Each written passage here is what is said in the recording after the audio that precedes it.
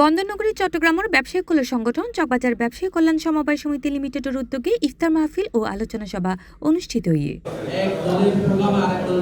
March 9 তারিখ সোমবার বিয়ালে নগরের চকবাজার সিস্টেম ইম্পেরিয়াল কমপ্লেক্সের একখান রেস্টুরেন্টত মেজে এই অনুষ্ঠানের আয়োজন করা হয়। চকবাজার ব্যবসায়িক কল্যাণ সমন্বয় সমিতি লিমিটেডের সভাপতি মোহাম্মদ ইসমাইল হোসেন সিরাজির সভাপতিত্বে ও সাধারণ সম্পাদক মোহাম্মদ জাবিদ আহসানের সঞ্চালনায় এই ইফতার মাহফিলত প্রধান অতিথি হিসেবে উপস্থিত আছেন কক্সবাজার ইন্টারন্যাশনাল ইউনিভার্সিটির প্রতিষ্ঠাতা ও চেয়ারম্যান লায়ন মোহাম্মদ মুজিবুর রহমান।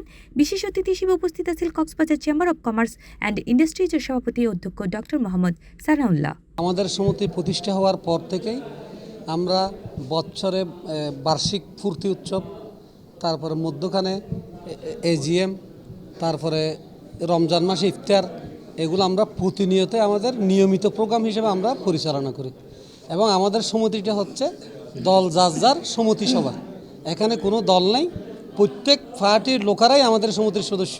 আমাদের এই সমিতি ইনশাল্লাহ এই কোনো এক সময় গিয়ে প্রত্যেকটি সদস্যের জন্য একটা দোকান 200 ফিটের হোক 300 ফিটের হোক আমার করার আগ্রহ আছে। এবং এই চকবাজারকে স্থিতিশীল পরিবেশ বজায় রাখার জন্য, সন্ত্রাস নির্মূল করার জন্য, চাঁদাবাজ দুর্নীতি এসব নির্মূল করার জন্য তারা দীর্ঘদিন ধরে এখানে কাজ করছে এবং সংগ্রাম করে যাচ্ছে।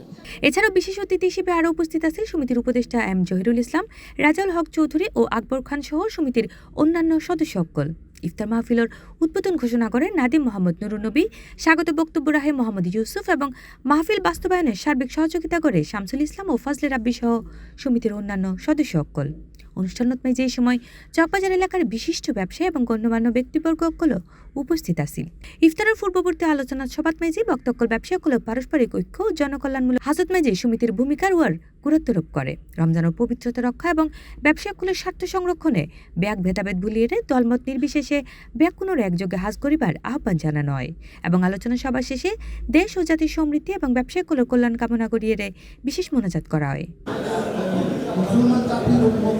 C plus TV, Chittagong.